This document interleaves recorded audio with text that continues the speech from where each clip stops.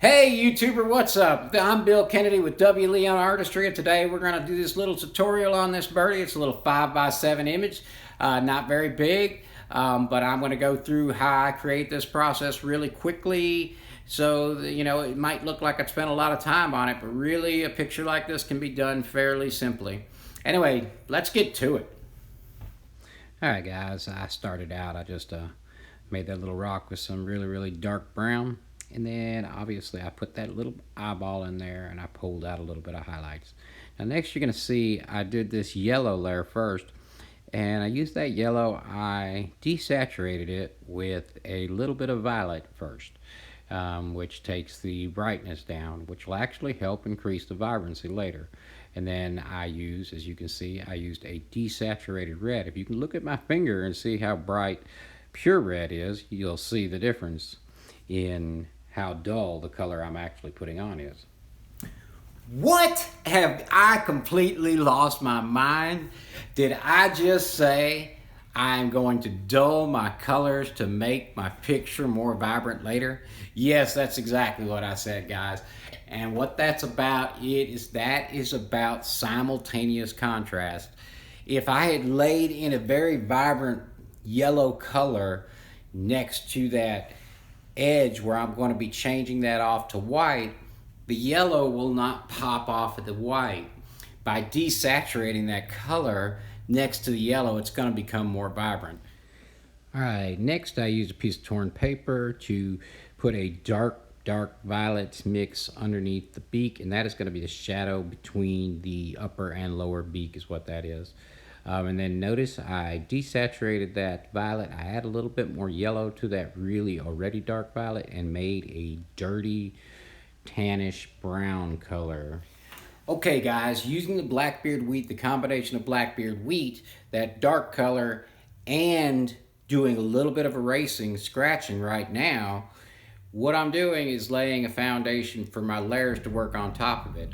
All of the colors that I'm picking, I know will work with the colors I'm going to lay in on top by understanding my color relationships. In other words, I'm going to lay this in, I'm going to put this brown on top of that brown.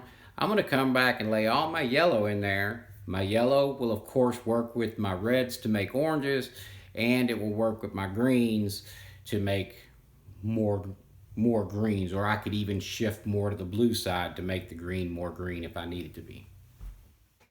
Notice there's a little bit of that violet color in that white section around the eye. Usually it's very rare for you to ever see pure whites in a picture. Now I'm coming in here, as I was just talking about, and I'm going to lay that it's still a desaturated yellow. It's actually not as vibrant as you probably think it is right now over the entire base of the picture. And then I've taken that same desaturated red that I used in my beak, and now I'm laying it over there. You notice I used my Blackbeard wheat and a little bit of scratching and erasing. I don't have to put a ton of detail in this to make you feel like there's a lot of feathers there. That's what you would call insinuating textures and insinuating things like that. Instead of spending hours and hours scratching and erasing on this or adding white paint on top of it, I just spent a few minutes on each layer and was able to get through this picture really quickly.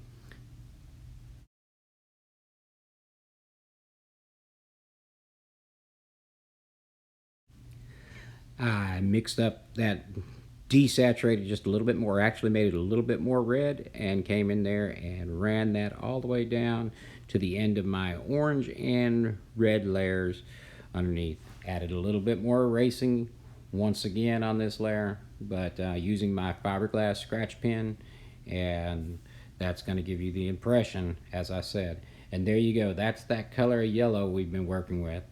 So you can see it right there on the paper.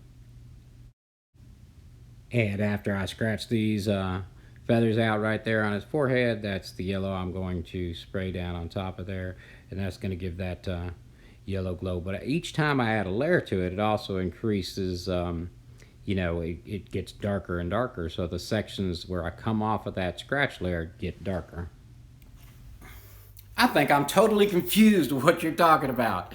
Yeah, it's very possible. Anyway, guys, Sunday, September 1st, I'm going to be starting my color theory tutorial series. So if you want to get into that, make sure you hit the notification bell and you're subscribed down below. I'm going to have multiple videos upon color theory. Anyway, next what I'm going to do is go in here with that green on top of that yellow. We're going to let that green work on top of that yellow. And then we're gonna fill in that background darker to work on some of that simultaneous contrast stuff we were talking about. All right, guys, so I desaturated some green. I used green I don't remember exactly what colors, but I used green, add a little bit of red to it to make that darker green. Came in here, used a little bit of Blackbeard wheat to insinuate a little bit more texture, and then filled in the edges really tight. Then I added just a tiny bit of black to that green and worked on that leaf and put those shadows in there, and then came back and scratched a couple of those highlights out, and then used that dark green to fill in the background. All right, guys, that's going to be it with this one today. If you are confused, don't let it bother you. We will explain it more. You can always ask me questions down in the comments below, and I will respond to the best of my ability. But I do have more videos coming out. Trust me.